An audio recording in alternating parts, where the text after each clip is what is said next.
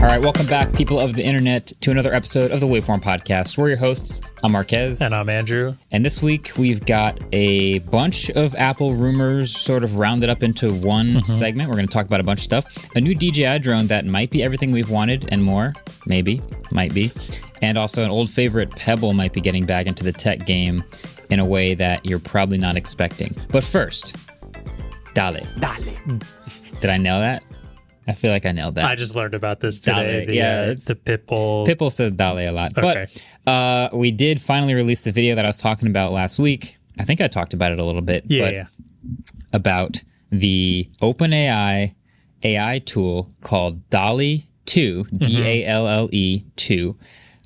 We'd gotten access to it, and the craziest part is just the simple fact that all it needs is some text input, and it will turn that into a realistic image in whatever style you want. It doesn't even have to be realistic. I guess you want. Okay, if you give it a painting prompt, that's still like a realistic painting, maybe. I don't know. It's insane. It's incredible. So I like starting with showing people thispersondoesnotexist.com, because if you just go to that website, it shows you like a realistic high-resolution face, and that's not a real person. And what it did is it's taking a whole bunch of images of a whole bunch of other photos of people and creating, with what it knows about faces, a new face from that. Some of them have beards, some of them have glasses, some of them are in random environments, but they all look surprisingly realistic.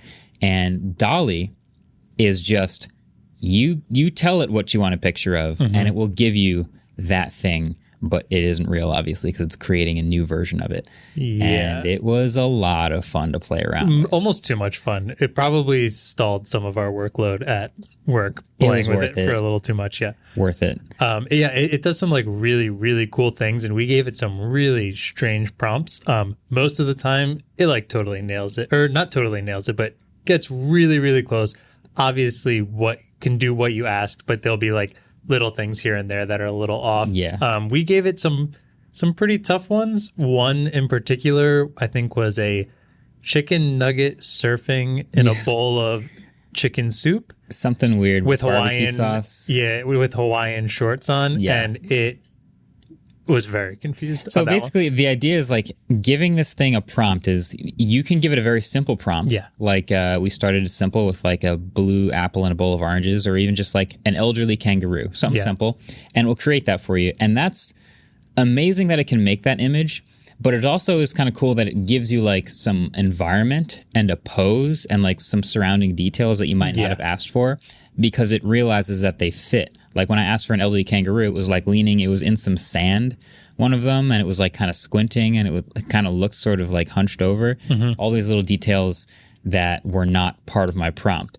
But what we found is you could give more and more detailed, interesting prompts, and it would do everything you asked for, as to the best of its ability anyway, in the picture you asked for. So I started off with some pretty simple prompts, but then I got more and more interesting and detailed, and it kept going. So the one that I think was one of my favorites was, I asked DALL-E for a painting inspired by the Mona Lisa of a goat that is taking a picture with an iPad, which is an insane thing to ask anyone for, but DALL-E, in the 10 seconds that it always took to generate every single prompt I asked it for, generated 10 brand new images of paintings of goats that look like the Mona Lisa taking pictures with a tablet that looks like an iPad. Yeah, it did a couple things also. Like, I feel like it took of the Mona Lisa, and rather than the like style of the artist of the Mona Lisa and how it was painted, it took like how the Mona Lisa was posing more so, and like a like medium like bust head. Yeah, they made it a painting instead of like a photo, and then they made it like, you know, the brown colors and the sort of pose of the way Mona Lisa was in the picture. So to varying degrees, it nailed that. But then taking a picture with an iPad meant it had to hold an iPad, so all of the goats in our pictures had hands instead of hooves. That was funny. Yeah. Like that's nuts that it did all of that by itself. And I think my favorite detail of it was so all of them obviously had tablets because we said iPad. One of them specifically had the Apple logo on the back. Another one just had a picture of an apple on the back of it. Yeah. So, but like red, like 3D, like just looked like a children's, like if you had a book that said A is for Apple on it, like that's what the Apple looked like on the back, which I found hilarious because it clearly just like, we never wrote Apple in the prompt. It just said iPad. It just knows. So it took the Apple logo and then for some reason put a different Apple on it. And I thought that was a hilarious kind of like brain fart DALL-E had. It's fascinating. That was entertaining for sure. So in the video on the main channel, we explain how it works, what it's doing with Clip and GPT-3 and diffusion and all these things that it's doing to create this amazing image. So I did a Twitter thread where I posted a bunch of my findings and all of the things that it generated for me. The last one that I didn't put in the video was just I asked for the meaning of life. And it gave me an image that it's kind of a photorealistic picture of the ocean, and you can kind of hear it when you look at it, but it was just life as it is on Earth, which is there it is. Kind of interesting. So it's not 42. It didn't just print the number 42. Actually, that's funny. A lot of the other random quirks about DALL-E are the things it doesn't do well and the other extra things that it can do well. So we are all amazed by like, yeah, give it a prompt, it'll generate a new thing. And we have a video actually coming up on the studio channel, maybe live by the time you see or hear this, where we go head to head, prompt for prompt, Tim, the graphics designer here, versus DALL-E with the same prompts, and then a blind test to see who can identify who made what. Yeah. But the other stuff is like DALL-E's not that great with specific text. So if you ask it for a sign that says a certain word on it, it's really good at generating the gist of the image. Like it will make a really good photorealistic sign, but the letters might not be the right letters. So it's just a sign with letters on it. If you ask for a Burger King sign, that it was says my like favorite. Burger Kern or something. Burger Kern. It was close, yeah. but it didn't get it right. And the other thing is like relative position sometimes is wrong. So if you ask for something above something or something, underneath something, it might swap them because it's still generating an image with the things you asked for. But for some reason, relative position is not as strongly like coded, I guess, into the way it generates the photos. Other than that, though, like the in painting is super cool. You can ask for a room. And then you can ask for a room with a couch in it, and you can just tell it where to put the couch, and it'll put a couch in the room to match the perspective and lighting in the room, which is cool. You can ask it to sort of transform an image into an image towards another prompt. So you can ask it to, for example, demodernize a gadget.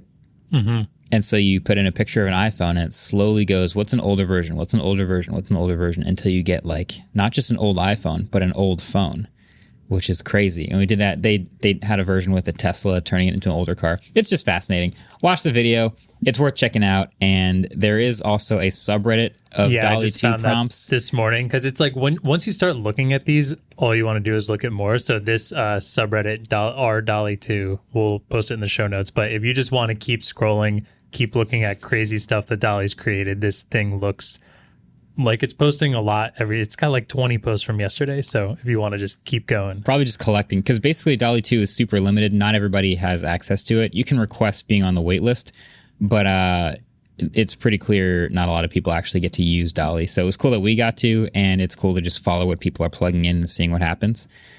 Oh my God, this is hilarious. Happy raccoons wearing colorful turtlenecks. That's amazing. It's the things you have to do in your mind to come up with a unique prompt just to see what it would say. It's hard. We sat down for a while trying to think of just things. to come up with, what do you ask for it? Like we asked, okay, Apple car. We got to ask it what the Apple car looks like. And of course, we got our results back. And you ask DALL-E for Apple car, and it goes, oh, okay, yes, Apple and car. I can do that. And it made a car that looks like an apple.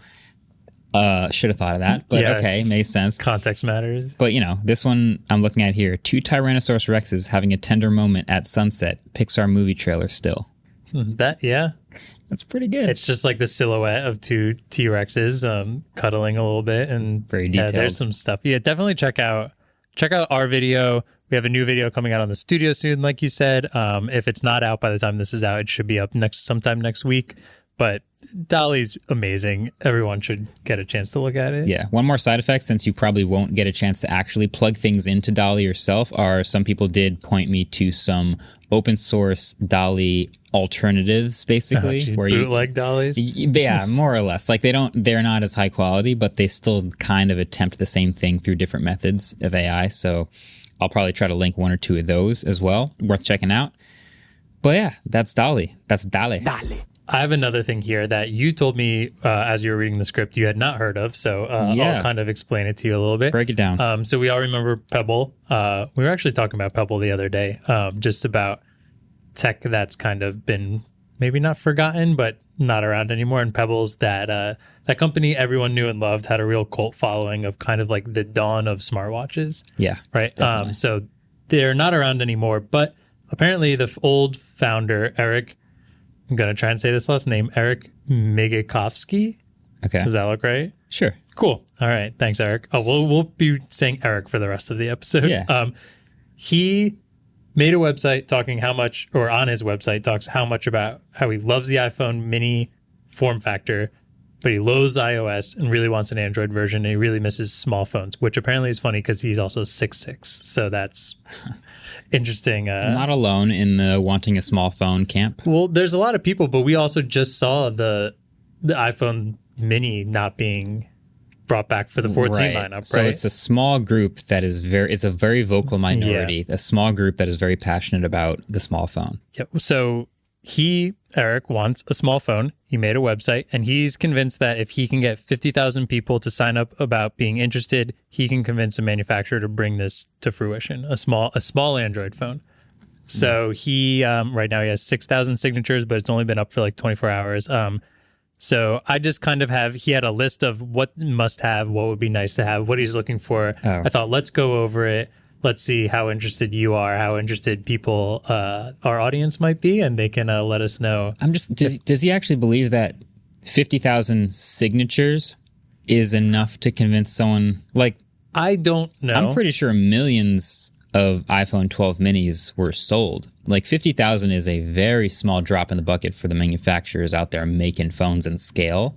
I think 50,000 signatures is small, but he is also someone who's manufactured a product before, and I am not. So I will give him the benefit of the doubt here. All right. There's not 50,000 commitments to buy or nope. $50,000 $100 deposits. So, all right. Let's see. So, yeah, let's just go over. I'll go through the specs that he has. He has must-have, follow the iPhone mini industrial design as close as possible, consistent with bezels around the entire display. 5.4-ish 1080p OLED display, 60 hertz is fine. Camera must be as good as the Pixel 5 and good low light performance. Stock Android, Snapdragon 8 or other flagship processor equivalent. 5G, hole punch front camera, 2 rear cameras, regular wide angle. I'm assuming he means ultra wide angle because regular usually is like wide angle. So I'm assuming he means ultra wide. 8 gigs of RAM, 128, 250 storage, 4 hours of screen on time, unlockable bootloader, NFC, and then nice to have, rugged enough to not need a case. That's an interesting one. We don't see that very often. That's a tough one to qualify. Like what? I don't even know. Is the iPhone currently rugged enough to not need a case? Because I don't need a case, but you really should have one. Like if you want to match the industrial, okay, I'll get back to that. That's a weird, yeah, we'll come back to it. Yeah. It's a IP68 water resistance would be a nice to have, but not needed. Fingerprint sensor on power button, hardware, mute switch, wireless charging, eSIM. Those are the nice to haves. Okay. I'll shed a little bit of light. I've had a couple unique opportunities to maybe work with a smartphone manufacturer in the past. Mm-hmm. And every single time, it's really for me all about like how much input will I really have? I haven't really told anybody about this, but like usually when they approach me, they're like, we have a phone that's nearly done and we want your like approval on it. And then it's the MKBHD phone. And to me, that's not really input. I don't really get to choose anything. No, it's not at all. And I've had maybe some where it gets to the point where I can actually make a couple choices about specifics and placement and things like that, but not really too malleable. And then it's the MKBHD phone.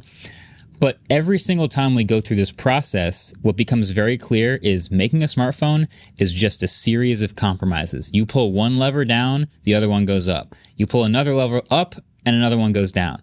And so I look at this list, and that's where my mind goes.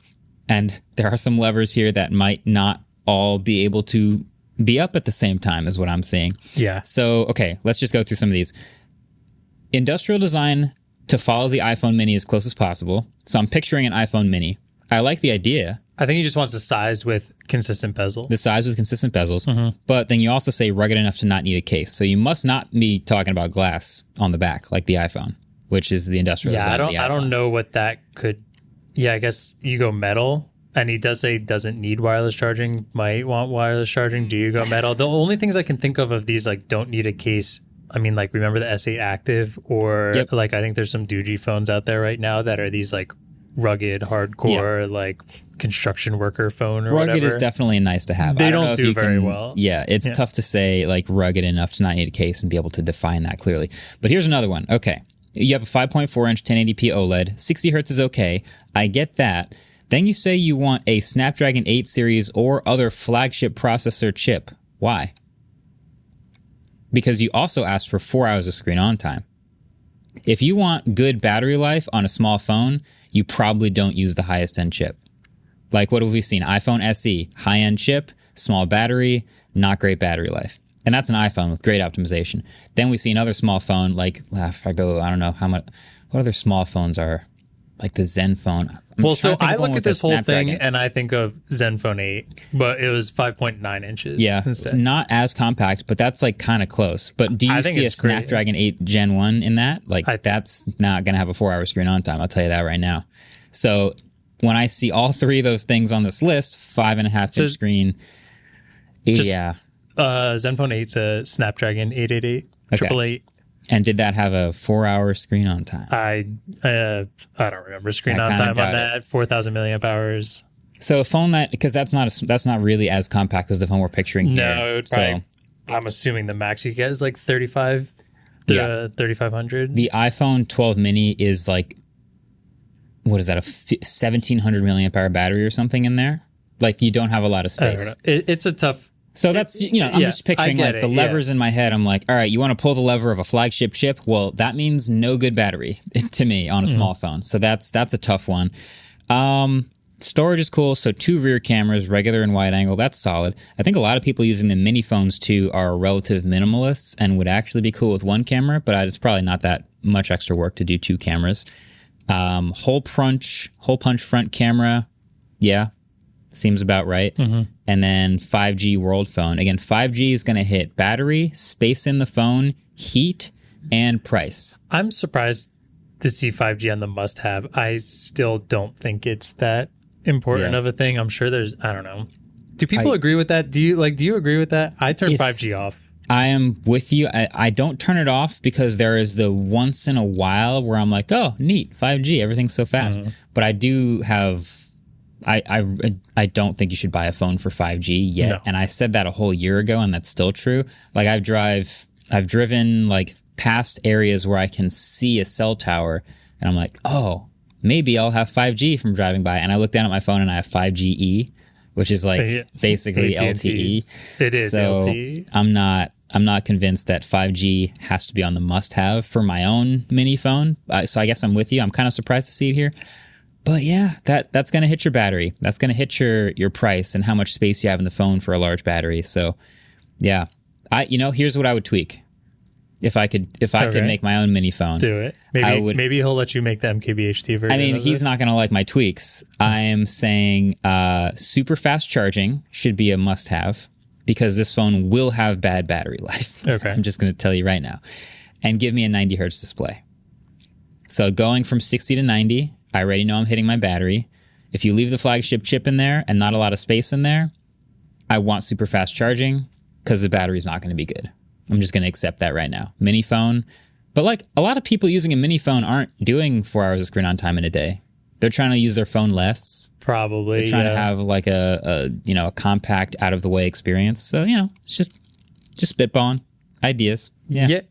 I'd be interested. I mean, this is this thing where we in the tech space saw a lot of people really into the iPhone mini and into small phones, and it didn't convert over to sales, obviously enough because Apple discontinued it already after 2 iterations. So we're not officially yet, but probably happening. Sorry, it's most likely happening. Just, and we're speaking in future terms, but it's probably gone. Yeah. I don't think it's coming back according to all the rumors we've seen. And we don't see like really small. The Zenfone, like to me, and the Pixel 5 were like the smallest phones we've seen in a while, and their Pixel 5 did okay.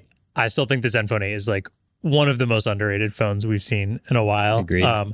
I think Eric should get a Zenfone 8 or a Zenfone 9, but maybe they'll start getting bigger and bigger. So maybe that's not exactly what he's looking for. Yeah, we'll see. Unfortunately. You want to mirror that iPhone, you probably just have to get the iPhone now while you can. I like the idea of small phones, but I don't think I'd ever buy one. This is the smaller version and still huge, and I just like, I don't know. Yeah, I know a couple people with the mini phone, but yeah, I think a lot of people are in the same camp. Like, if you put a poll out and said, do you want a smaller phone? They go, yeah. And then when the next phone comes out, they don't buy the mini. It's like, yeah. Oh, okay. I mean, I know some people with the iPhone mini and they love it and they'll probably hold on to it till it completely dies. But yeah. But yeah, I don't know. I don't know if he's going to be able to convince. More power to him. I hope he does. I'm rooting for him. I hope it gets the 50,000 signatures just so we can see what happens. Yeah, that's where I'm agreed. At. We'll also link that website in the show notes if you want to go sign up for it and put your signature out there. Maybe you are interested. Also, if you're on the YouTube, leave a comment because I would really like to see who would genuinely be interested in this and what price you'd be willing to pay for it. Like, name a price right now if all of this happens. $550. That's a good deal. Yeah. If all of this happens, that's a great deal. It would be nice. All right, we got to talk about some other Apple rumors, but first we're going to take a quick break, and we also need to do our first trivia question. Hit us, Adam. Trivia. What was the first iPhone to have the Retina display? I know this already. All right, easy. Next. Yeah, super easy. Let's go to a break. Take a break. Think about it the whole time. Yeah, easy. All right, BRB. This episode of Waveform is brought to you by Codecademy. I know some of you are listening to this podcast at work, and that's fine. I won't tell your boss. But if you're counting down the minutes until you go home, it might be time to make a change. Codecademy can help you get there. So, Codecademy has taught more than 50 million people to code. They've helped people build projects for their portfolios, earn certificates, and even help prep for technical interviews. And Codecademy lets you learn at your own pace and will send you out into the world qualified and ready to secure in-demand jobs. Plus, you get to decide on what you might want to focus on, whether that's building a basic website or maybe you want to dive into artificial intelligence. That's a lot of data. Mm-hmm. So join over 50 million people learning to code with Codecademy and see where coding can take you. Get 15% off your Codecademy Pro membership when you go to codecademy.com and use promo code Waveform. That's promo code Waveform at codecademy.com to get 15% off your Codecademy Pro, the best way to learn to code. codecademy.com. Promo code Waveform. All right, welcome back. So we don't always cover rumors on this show, but we kind of had this lull in news, and I just happened to see in the last 2 weeks a bunch of different rumors for Apple stuff. WWDC's coming up. It just seems to be a lot of them, and they are definitely, some seem way more likely than others, and some are feel super speculative. So I have 4 of them listed here. I'm going to go over all of them with you. You can tell me what you think about it, maybe how likely you think it is to happen. Okay. And yeah, we'll go from there. One at a time. All right. Okay. First one, probably something we've talked about on this show before. USB-C iPhone. Oh boy. But this, I hope I haven't said this previous. Yeah, you probably saw this on Twitter. I think you tweeted about it, but I hope I haven't said this in the past where it's but this one really looks like it might be it. But Mark Gurman and Ming-Chi Kuo are both confirming that they're seeing some sort of trends in manufacturing that we might be getting an iPhone 15, I think it is, so next year's. Right, with 2023 USB-C. with USB-C. And I'm wondering if part of this has to do with isn't there something in Europe going around where the Apple's being forced to use USB-C instead of Lightning? More or less, yeah. They're being forced to standardize. So, yeah. So when I tweeted about this, I was I'll believe it when I see it. I've always wanted a USB-C iPhone, but I've also accepted in my head that this is Apple we're talking about, and Apple would much rather just not have a port at all on the iPhone than give you a USB-C option on some of the iPhones, right? If this is a European iPhone with USB-C and all the rest have Lightning, Apple's going to do everything they can to not do that. I don't think that's going to. I don't think they're going to have 2 models. So the fact that it basically looks like Apple is at least testing a USB-C iPhone, to me says they're preparing for if they will be forced to make all of their iPhones USB-C.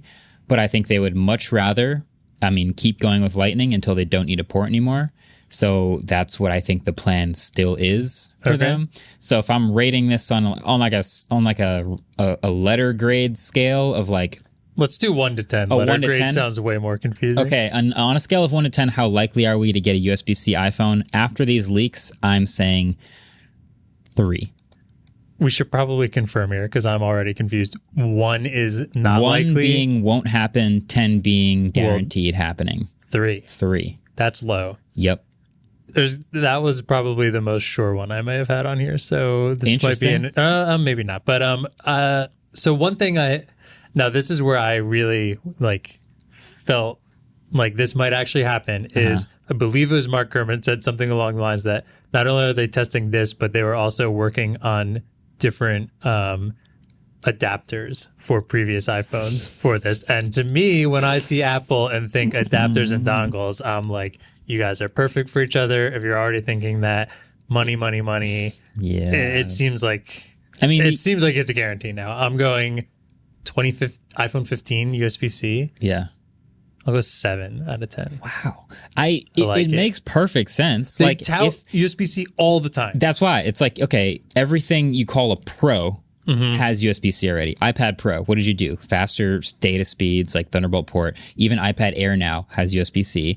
All of the MacBook Pros, every other laptop you do, USB-C, all the things. They're all about it. But when it comes to the iPhone and the ecosystem right around the iPhone, so like charging AirPods Max, charging AirPods at all those things are Lightning too.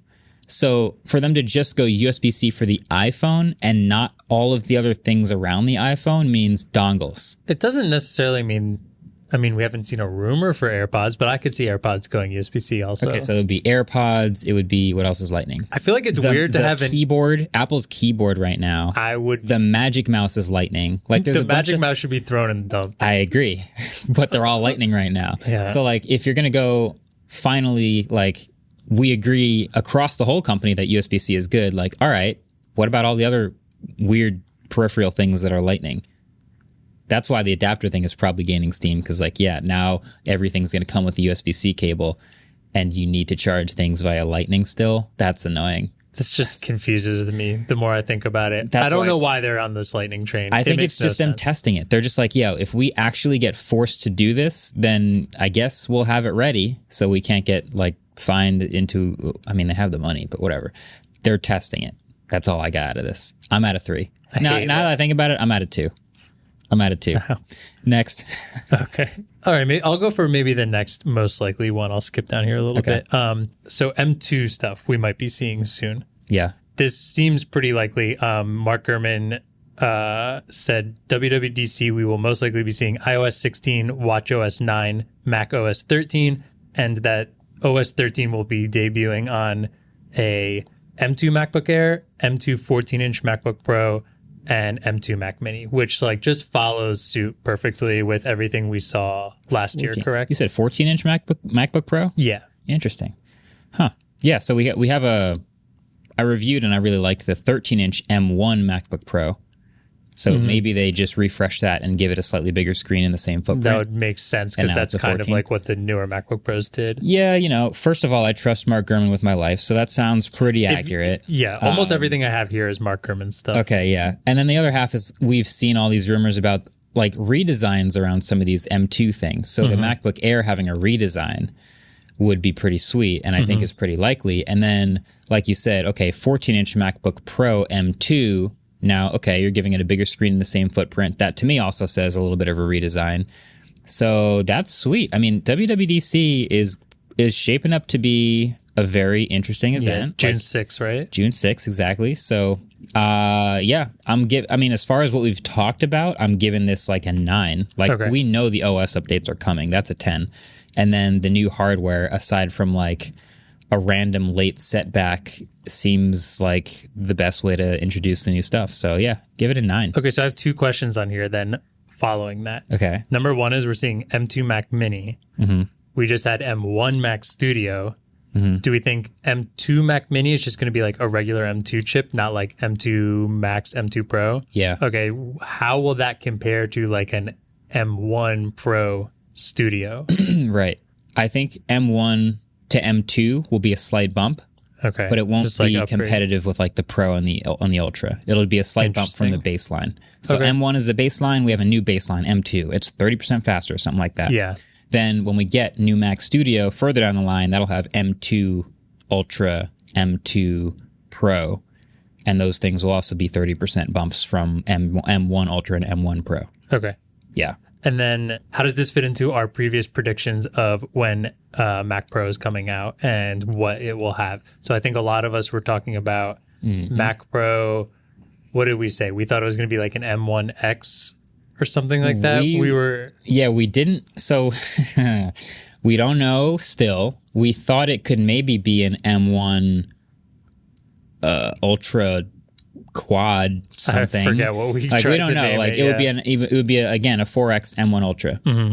But now that we start the M2 life cycle, maybe Mac Pro is like teased or introduced, but that will eventually have to be built on M2 architecture. So it's M2 Ultra or whatever the hell they're going to call it. Yeah. Like something like that. I'm going to ask our editors to look back maybe and see that prediction. I want to say I said this. I said M2 is coming out before Mac Pro.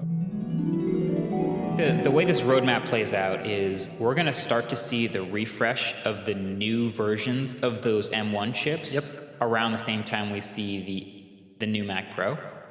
So I think we're going to get an M2 in all of the baseline stuff that we currently have an M1 in. Okay. So we have an M1 iPad, M2 iPad, M1 MacBook Air, M2 MacBook Air. I think we're going to get an M2 Pro and an M2 Max in these MacBook Pros. Yep. And then we're going to get an M2 Ultra in the Mac Studio. And I think they need an M2 Extreme or something else Mega for the Mac Pro. Mega, yeah, they're gonna have to come up with another word, another name. I'm not banking on a good one, but And that will be, so we're just skipping M1 altogether for Mac Pro, and it will be on the same architecture as M2. So they'll probably have more density. I don't know if it's 4 nanometer, but more transistors, all this stuff for M2. We do all that for all the M2 series, and then that same architecture gets like a quad chip for the M2 Extreme. yeah, like a Mac 4 Pro. times pretty much. Exactly. Yeah. That's my theory based on what I've seen and how it's timed out. It is going to be confusing because now they're going to sell M1 Ultra and they're going to have to tell people M1 Ultra is better than M2. And they're going to be like, no, I want the M2, the new one. Yeah, but this is actually, the Ultra's faster. I mean, first of all, the M2 is going to be fine for almost everyone who is in this conundrum in the first place. Like just the M1 Mac Mini, very underrated, really good computer for a lot of people. If you have the right ports, you're good.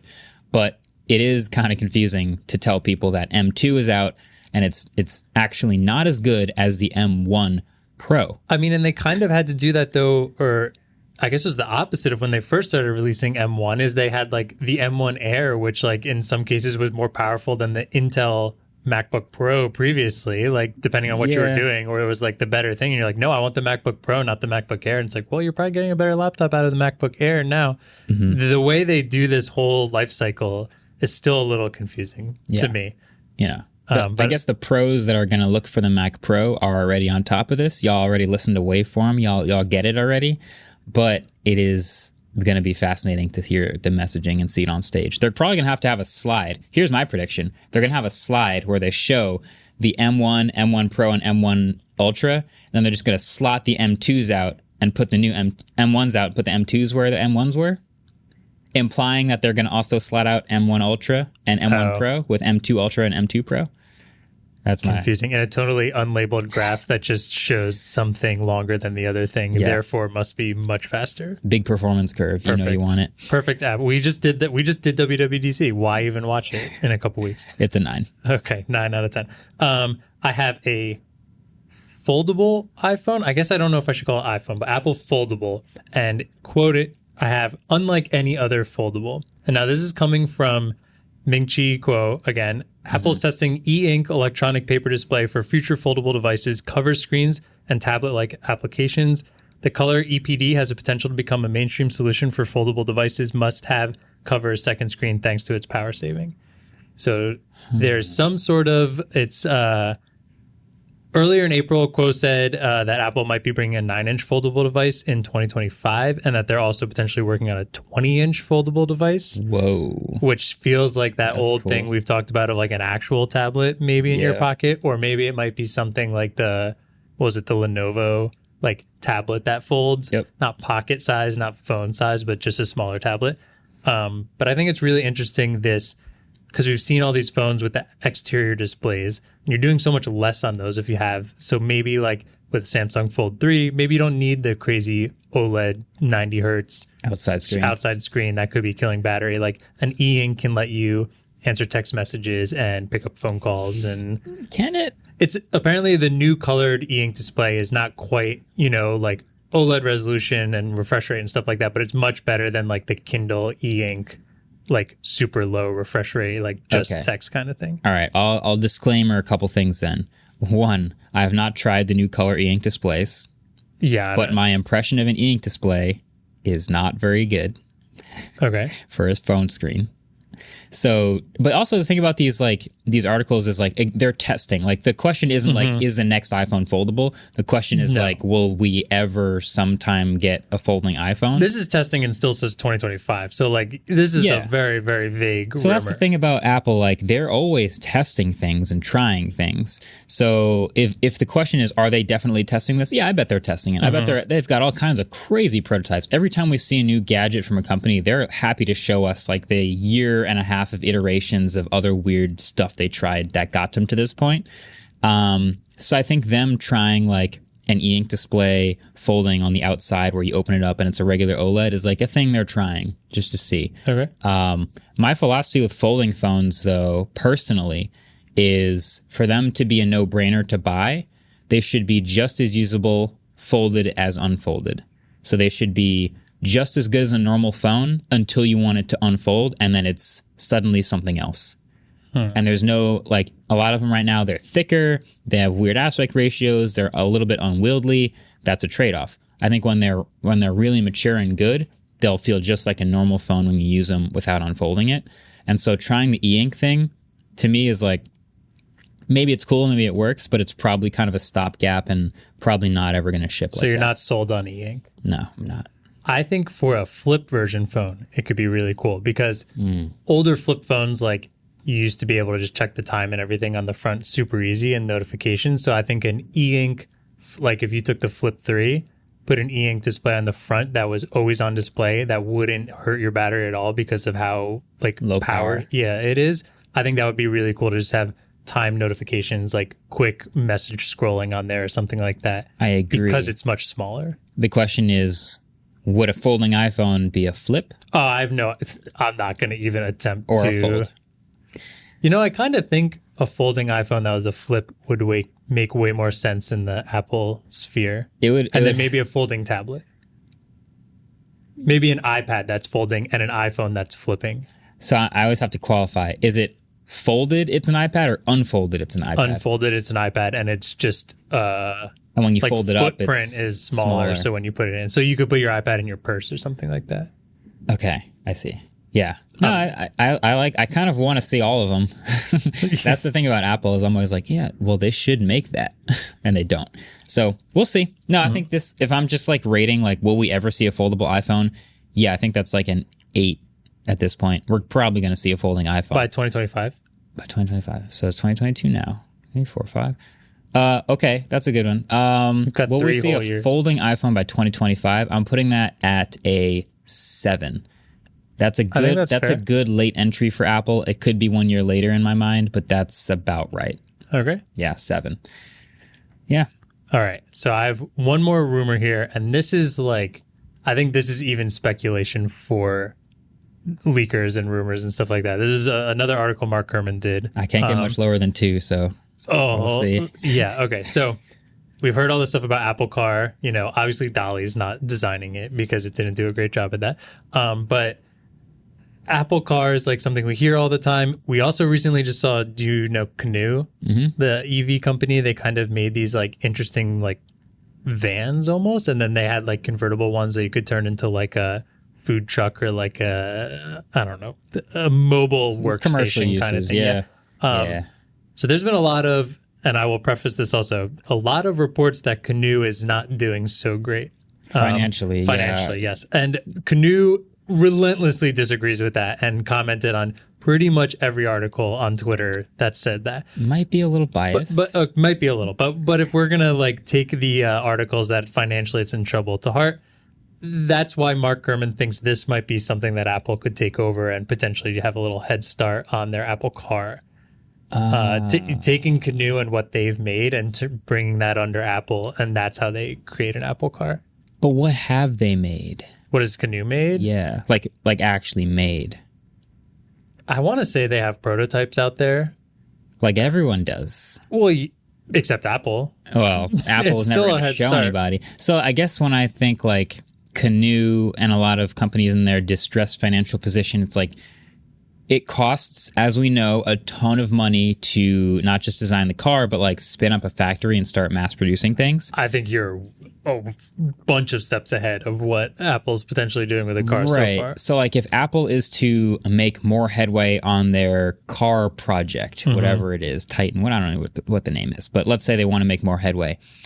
Does acquiring a company like Canoe theoretically help them at all? I mean, that's just like talent and design experience. Well, maybe there's people who work for Canoe that work for other EV companies. Maybe that's... Or there's some people from Canoe who work for Apple right now, and apparently their former CEO is now on the Apple Car project.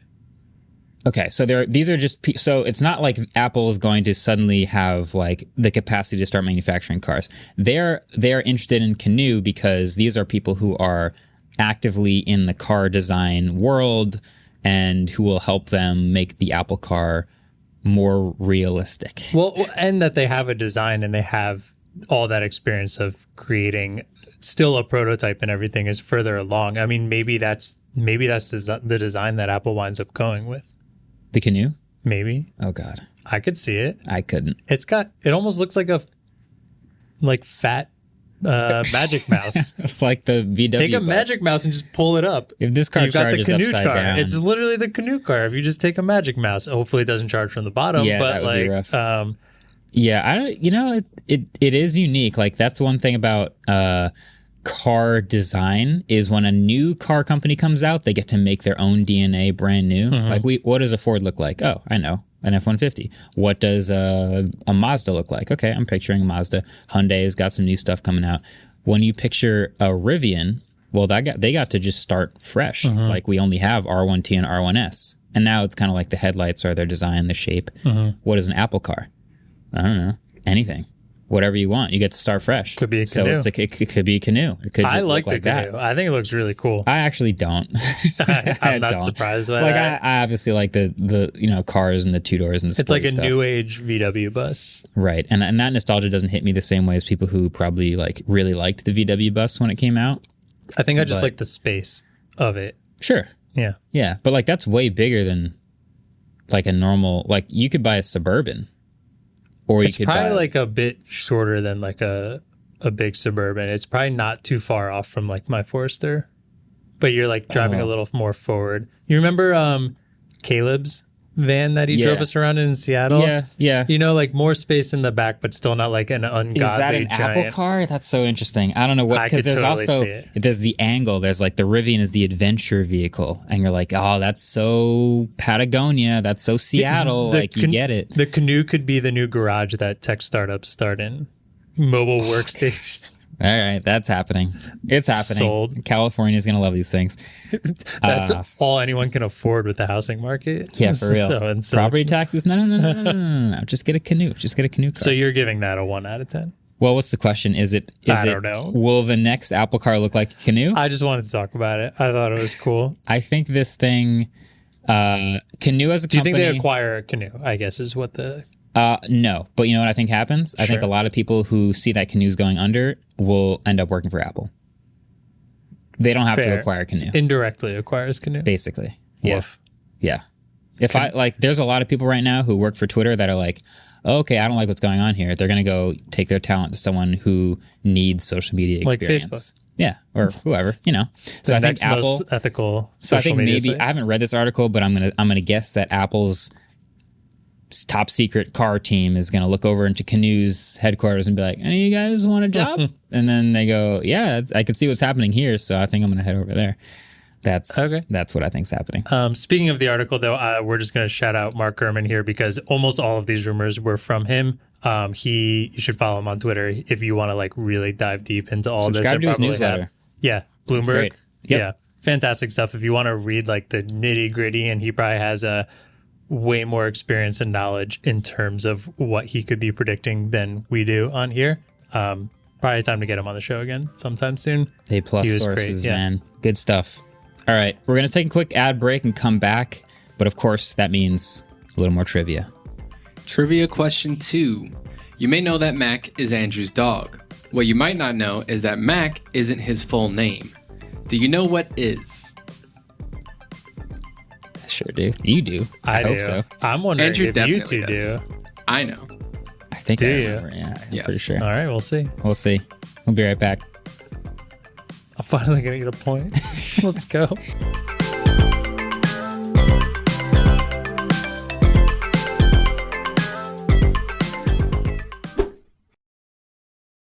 All right, welcome back. Let's talk about this new DJI Mavic Mini 3 for a second real quick. Yeah. So I want to zoom out for a quick word on drones, Sure. which we were just talking about this, which is like, this drone seems sick, right? It's got all these cool new features. It's got the battery life. It's got all this stuff we love about good drones. Of course, it's DJI. But then every time you get a drone, you either... Well, here's the thing. You can either get it for a film tool or you get it for a toy, like a fun thing, and then you use it once and you're like, oh, I didn't need a drone.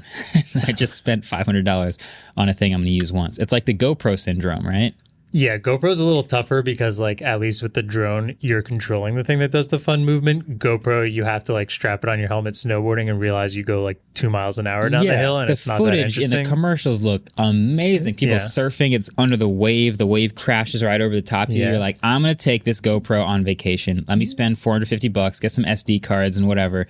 And then you go out, and then you use it once, and then you look at the footage, and you're like, oh.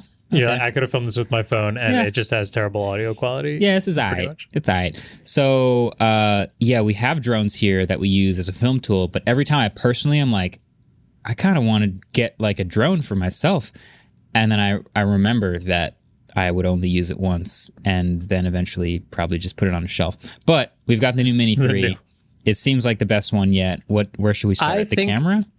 Yeah, and I think the camera might be a reason to ask this as to why this might be used a little more for some people, at least for not totally extreme people. I mean, it is a smaller drone, so it's a little easier to carry around. It's like kind of on that edge of, you've said, like film tool versus toy. Like, they've had Mavic Minis before. Like, this whole small thing all kind of started with the what was that called? The DJI. What was the one Casey brought over? Yeah. Oh, the Mavic Mini. What? Or a Spark? The Spark. The DJI Spark. That was like toy. That was like control with your phone. The video is terrible. But it was like super, super small.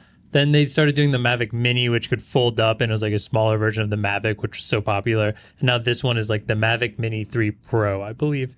And you're getting much better video quality out of it. 4K 60 FPS HDR video. But the thing I think is really interesting with this is the camera will flip to portrait, and you can take a lot of video for content for social media, like those like TikTok Reels. Unbelievably TikTok. That is so 2022. Yeah, and TikTok sells, and TikTok and Instagram Reels are huge. We're going to see TikToks in vertical shot from drones now.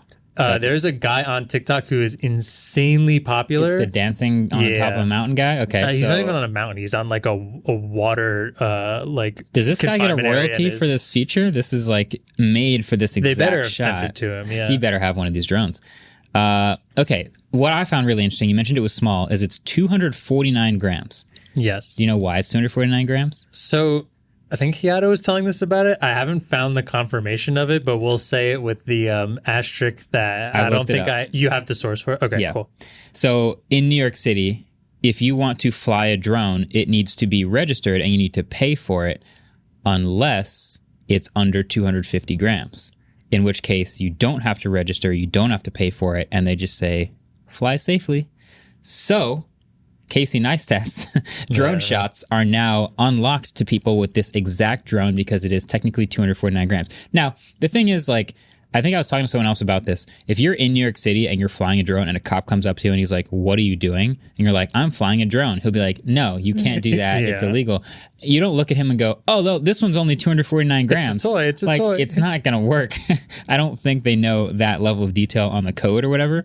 But technically speaking, drone laws in New York will let you fly this one. I'm predicting a change in law very shortly. Yeah, I was going to say, why did they pick 249 grams? Like, the tech obviously is going to get better and better, and we're going to get real drones under 250 grams. So yeah, I would agree with that. I don't know what that is. If it's flying high enough in the city, that's where it gets really dangerous, because there's a lot of airspace being used above the city. There's constantly helicopters and stuff over it, and just like through all those buildings, it gets dangerous pretty quick. So maybe still don't fly it in the city. I still do think it's cool because of how small it is. And there's a new Intelligent Flight Battery Plus, 47 minutes of flight time. That is like double what most of the like Mavics we've seen. And it just feels like every drone, no matter the size, 25 minutes is your flight time. 25 to 30, but we all know that's like more like 20, because at 5 minutes it starts screaming at you to come home. It's like smartphones. Every year since 2007, smartphone batteries have gotten physically bigger, but they all last a day. Yeah. It's not like we have 3-week-long smartphone batteries now. It's just relative to size. Exactly. They seem to hit a certain point, and every DJI drone is like 25 minutes. So this is like double that, which is amazing to me. I mean, obviously still at 5 minutes, it's going to yell at you to come back, but then you're still getting 40 minutes of flight time. That's sick. Which is double. It's amazing. They also have a new controller, which I really, really like, which is a little thicker, but has its own screen on it so that you don't have to connect your phone to it. Obviously, you always have your phone with you. But pulling your phone out, taking the case off, putting it in that controller, connecting it, having the DJI app and everything is a total pain in the neck. I hated doing it. I actually broke my phone once taking it out because I didn't have the case on, because I had to put it in the controller. Nice. So like, I think that's a huge pain in the neck. Having a dedicated controller is awesome, and hopefully has like a decent enough screen and maybe some like anti-glare on it, because you're usually flying outside. Yeah. Outside. Hopefully outside. Yeah. But yeah, I think it's really awesome. I have a couple prices here just to list them off. $669 no controller, $759 standard controller that has no screen, $909 with the new controller that does have the screen, and then it's $95 for the new battery. So if you're thinking top of the line with new battery, around $1,000. Yeah. I only have one real thought on this, which is this is going to be really cool as a film tool, but I've always split up drones in my mind as film tool or fun tool. And so this one's got a pretty good camera. Peter McKinnon's done a video on it and has already showed some pretty sweet shots. And I now believe in it as a pretty solid video camera. But for fun for the $1, DJI's FPV drone combo with the goggles is $9.99. I would get that for fun. If you're going straight fun, I full agree. That's the fun. If you are a travel person who's traveling to places where this can be flown, you cannot fly drones in national parks, which is a shame, but I 100% support that decision. They should not be. But if you're traveling a lot and you like the outdoors and you like doing stuff like that, drones are also still in that category of, to me, kind of like VR, where not a lot of the general public has really gotten to try one or see it personally. Whenever I bring a drone somewhere and like my in-laws are there, some family members are there, they're astounded by it. That's like, true. They love looking at it. Just like when you introduce someone to VR for the first time, it's a whole nother world. So yeah, it does have that wow factor. There's still a fun thing about it, and $1,000 is steep, but yeah, I think this is cool. I think, for travel, it's sick. But if you want the fun, just know that the same amount of money will get you goggles and an FPV drone. There's no other feeling like crashing an FPV drone in first person. Yeah, it's incredible. It's a scary experience. For sure. All right, I have one more thing I want to talk about, and this is something I had a few weeks ago, but we just never got the chance. But Netflix is making a bunch of changes, and I hate all of them, and I just want to say you're the worst, Netflix. But I guess I can go a little deeper into that. I can't remember the last time I logged into Netflix. I don't know. Like, you just don't watch anything on Netflix? I have an account. I don't watch anything. Okay. Yeah. But Well, I see the uproar. I'm going to be paying more for this thing I don't use. Okay, so how much is it now? Okay.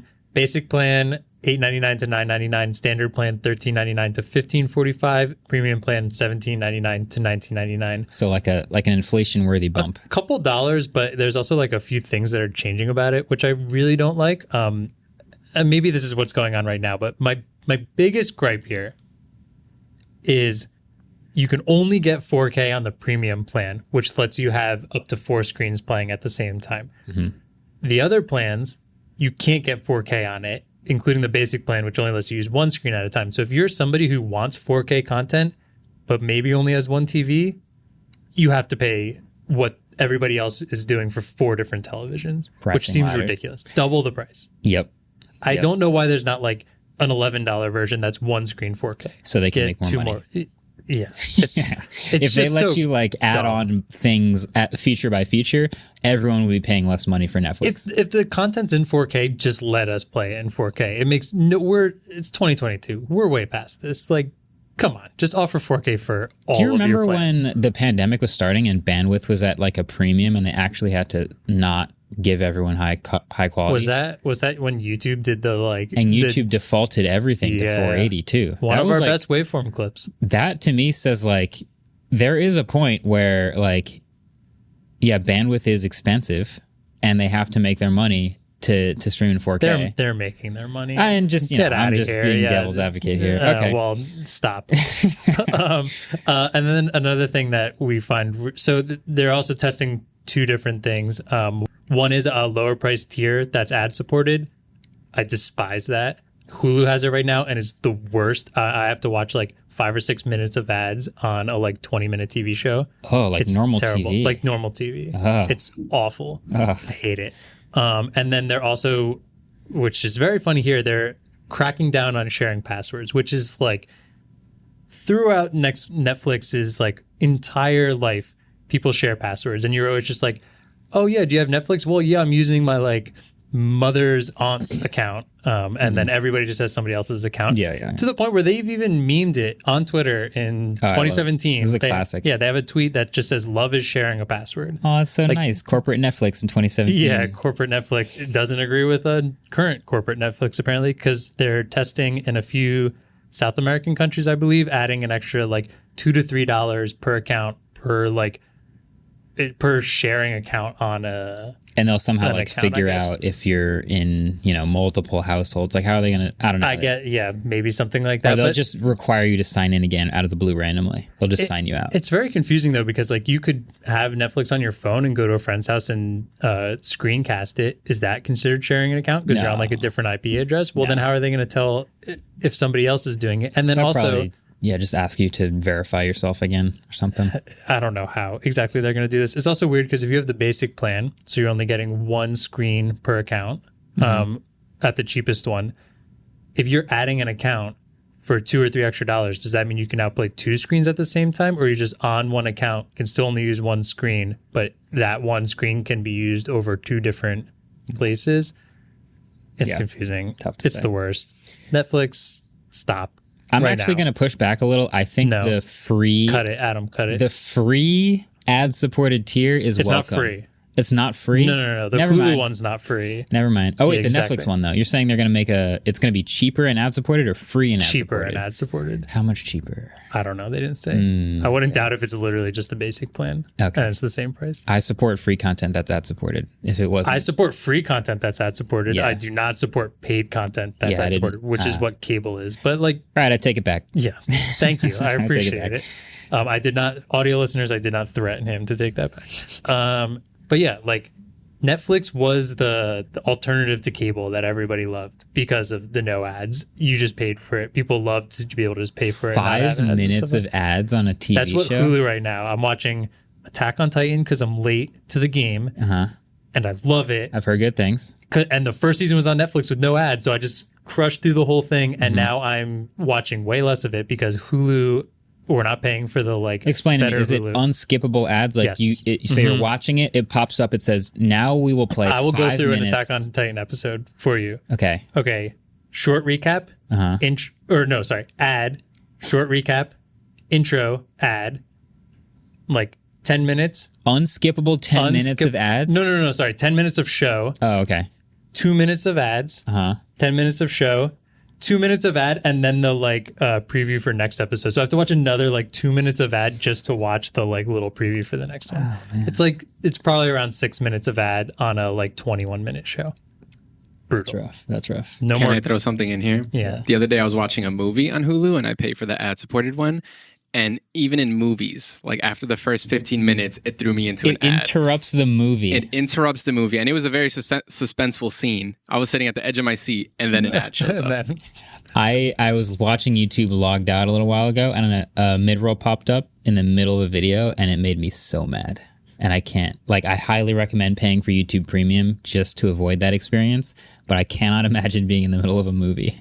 Yeah. Just being I mean, we're even still really strict on just I don't know. It would be like what kind of ad that pops up in the middle of watching something is also like really funny. Like a character turns to the camera is like, which is why I use this toilet paper. And you're like, what's happening right now? It's a baked in ad.